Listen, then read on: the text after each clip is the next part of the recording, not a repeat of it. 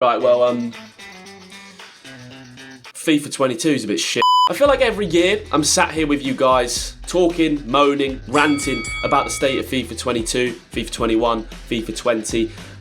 But there's a lot I need to get off my chest. There's a lot I want to say in this video because I'm just disappointed. You probably have noticed, if you are a fan of my channel, and maybe you don't know about the Twitch where, yes, we've been a lot more active, you'll be looking at the videos and going, oh, he's not been uploading as much. I mean, it's a FIFA launch, it's the prime time, and I've been lucky. I've been away doing other things. I've been filming. I'm working with #United tomorrow. I was lucky enough last week to work with Chris MD on an Arteta shoot at the Arsenal training ground. I've been involved in Big Will and E videos. I'm trying to branch out because I'm looking at the state of FIFA and I'm going, well, it's just shit. Don't get me wrong, I love pro clubs. We're still playing, like I said, on Twitch a lot. But there's a lot that we need to break down about what is going on with FIFA 22. A couple weeks ago, I saw a creator, B-Ford Lancer Jake, really respect him. I've known him from a really long time on YouTube. Put up a tweet showing the numbers of views for FIFA 22 this year, just views across YouTube in general for the title of FIFA, and it's ridiculously, like, it's so low. There's got to be a reason for that, right? People still playing this, people still buying this game. It's not like the sales of this game are terrible, so why are people not looking up FIFA videos? Before I give you guys my opinion, tell me in the comments. If you are someone who watches my videos or you watch other FIFA creators, why are you not watching FIFA videos this year? Give me your honest opinion. Are you playing the game as much? Is it because the game's dry? Are you just not into the content that's been posted around? What's the reason? Now, I know that the Ultimate Team market is an absolute shambles. I don't play Ultimate Team. I'm a big advocate for not playing Ultimate Team, or at least not investing your money into packs or promoting the pack system. I think it's destructive. I think it really, I've done a lot of videos where, you know, I've shown people's stories, people who have been suicidal, people who have absolutely, like, just had their lives ruined by having a roulette machine in a PlayStation in their room unregulated and being able to just open packs constantly. So I don't like foot, so I'm not going to pretend to talk about something I don't really understand, but I've seen the market is a bit of a disaster.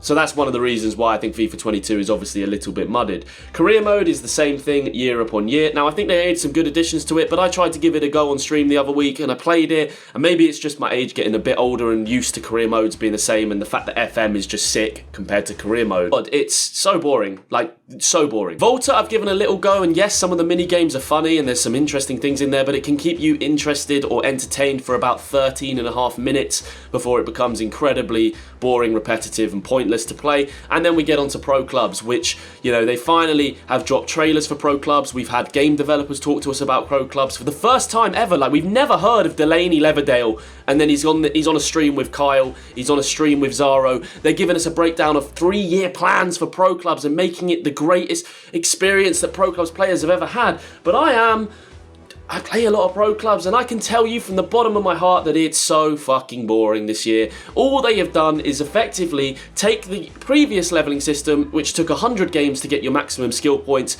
and dragged it out so it takes you 700 games to get your maximum pro level.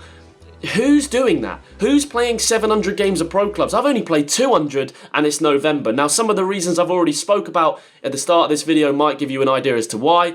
There's also the issue, which, to be fair, EA, I'll let you off on this one, but these things here, right, this thing, fucking expensive, shouldn't be doing that. Right, Sony decided to make about 12 of them, which is a problem because EA decided not to make their game cross-compatible, which means the new Xbox and the PlayStation 5, you can't match with anyone on the Xbox One or the PlayStation 4, so you've got 4 different user bases, plus PC. You've got the PC guys as well. There's 5 different user bases.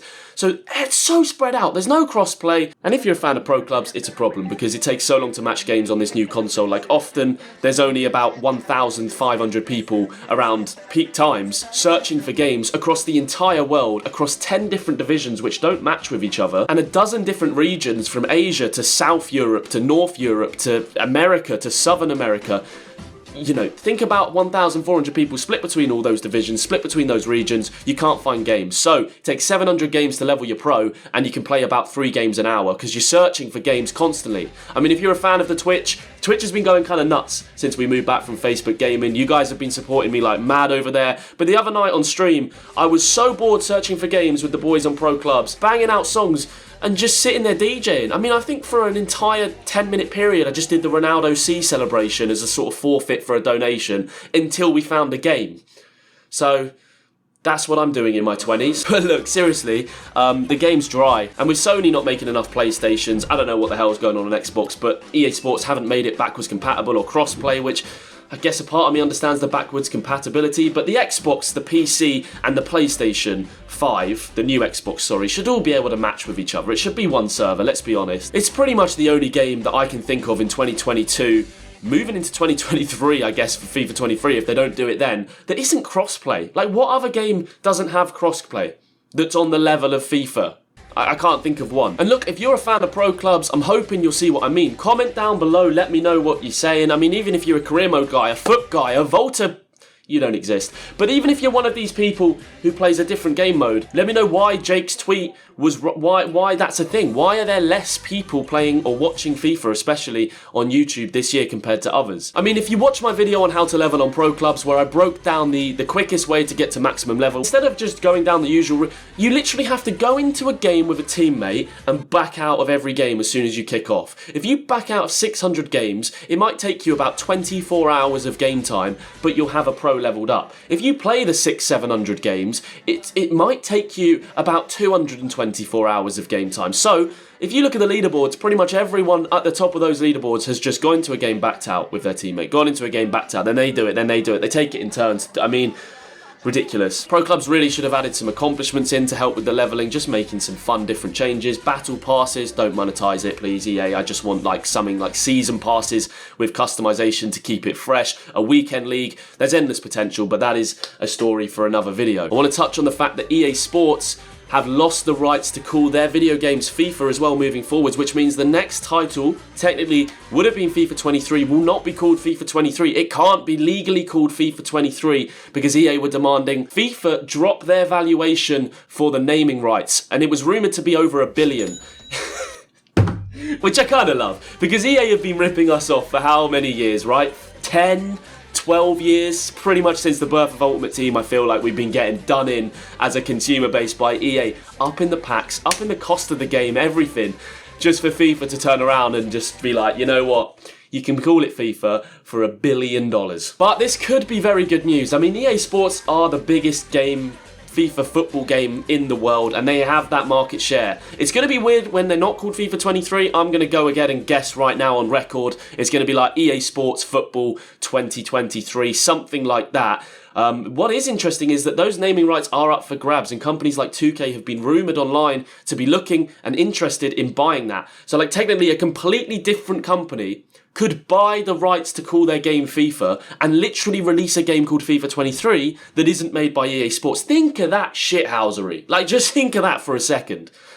Could be class. But yeah, other games coming in. There's a lot of different companies. You guys might have seen on Twitter, I've retweeted or interacted with a few. I'm potentially having a meeting with one of them. I think there's like 3 or 4 different companies developing football games moving forward over the next year, and competition's good. And I think that ultimately gets you the best product, right? If there's actual competition, EA haven't had competition from PES since like 2007, 2006 maybe. I can't even remember the last good PES. And eFootball this year, which is now PES and free to play and has a really, really interesting and good foundation of being a free-to-play download game and rivaling EA Sports' greed. It's a shambles. I mean, the entire crowd look like zombies. The players are all melting and deformed.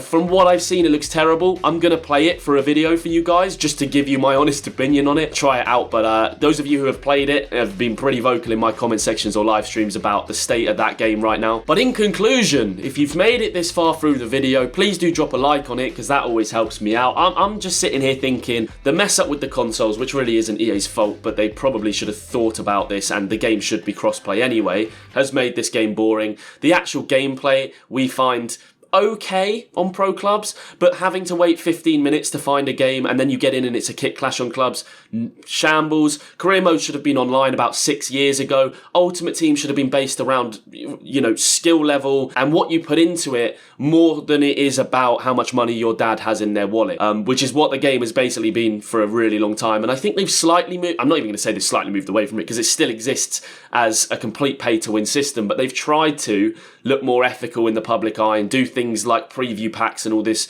And I think that's more them covering their own sort of in case it does get banned in a big country like the US or the UK. I mean, the Netherlands banned it, Belgium have banned it, France aren't into it. There's lawyers suing them about EA Sports having this game. So change will come to EA Sports Ultimate Team, whenever that happens. I don't even know. I mean, I wouldn't be surprised if they literally release the game next year called Ultimate Team. You know, I don't know what that means for pro clubs. Little bit scary. I can't imagine they'd take it out. I can't imagine they'd lose career mode and pro clubs. They'd probably still be playable modes. But I reckon they go with something like EA Sports Ultimate Team 2023. Please do let me know your thoughts. As I said in this video, we're streaming a lot of pro clubs, so if there's not enough content on this channel for you, I understand. We have not been very active, but we have been active on Twitch. We've been having a good time over there. The numbers have been a joke since we come back from Facebook. The Twitch is in the description, or it's World of JCC. I mean, I'm World of JCC on every single social media. Look out for me in the new Chris MD video coming out soon. Look out for me in Willanese. That's kind of what I've been up to for those of you who care. Slight channel update hidden away in this video. And I will bring you guys more pro clubs soon. It's just been a bit of a period of, well, the game's shit. There's not much else to say. Thank you for watching. See you next time.